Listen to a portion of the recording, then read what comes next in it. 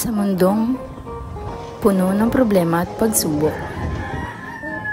pilitin sana natin kaibigan na maging positibo sa araw-araw. Magandang umaga mga kanoo! So ngayong araw ay naisipan nating umakyat or mag-hiking sa taas ng Hainan Hills dito sa bayan ng Buenavista, particular na sa barangay ng Malbog dito sa Marinduque. Syempre kung saan nga may libre, walang entrance fee or kung ano man babayaran, dun tayo. Kasi dun tayo mas makakatipid. Umakyat kami dito ng kami-kami lang at wala kaming dalang kahit anong baon. So hindi namin kinat yung aming dinaanan dito simula doon sa kalsada kanina. Doon tayo nagpark ng ating sasakyan at paakyat sa Hainan Hills para mas makita ninyo kung gaano kadaling puntahan at hindi masyadong mahirap na pag-akyat ang inyong dadaanan para makarating sa napakagandang tanawin dito sa Hainan Hills. Sabi ko nga doon sa caption ko ay para kaming nasa Batanes. Ayan, di ba? Mas maganda sana ang aerial shot mamaya doon sa taas kung meron tayong drone. Kaso wala eh. So, ito, pagtyagaan muna natin ang ating mobile phone. Ayan, napakaganda. Hindi masyadong matarik yan, pero talagang kung medyo mataba-taba ka, oops, sorry, kagaya ko, ayan, mahal-hal talaga siya.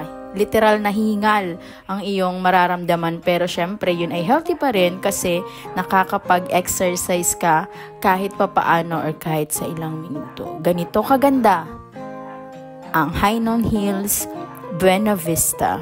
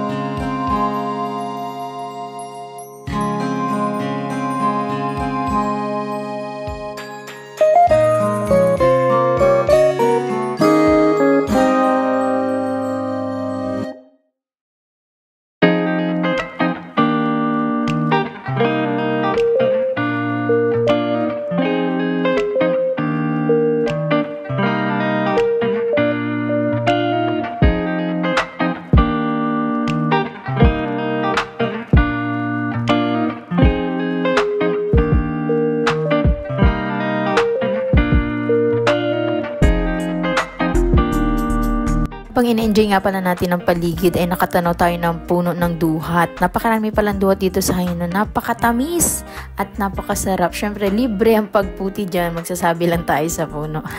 Anyways, napakasarap ng duhat. Talagang ito ay merong sustansya sa ating katawan na makakatulong para makiiwas tayo sa anumang sakit. Ayan. Ganito kaganda sa probinsya.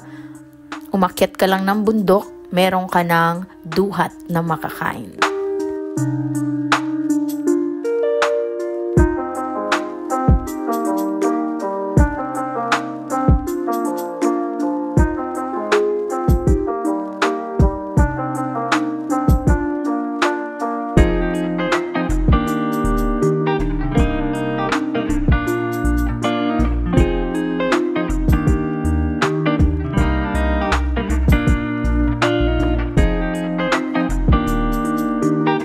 Para nga palang napakaswerte namin sa pag-akyat namin na ito kasi parang yung ulap ay naging maganda para sa amin. Napakagandang tingnan kasama ang berdeng-berdeng damuhan. Parang perfect magpartner ang ulap at kalikasan. Napakaganda sa lente ng ating camera. Yun. Sabi ulit na sabi mo.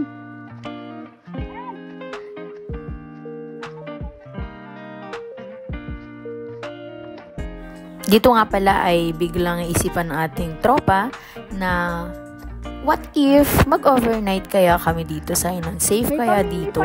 Masaya kaya?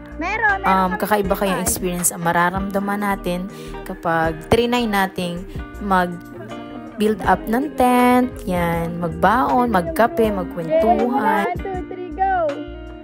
Yan, tapos gaabang yung groom dito sa taas. Masamang espiritu lumayo.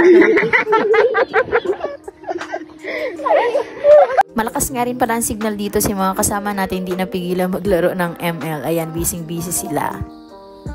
Kakaiba at masaya talaga ang karanasan kapag nag-connect ka sa nature. So, abangan po natin ang aming next vlog or video dahil kami ay mag-overnight camping dito sa Hainan Hills. Maraming salamat sa inyong panonood!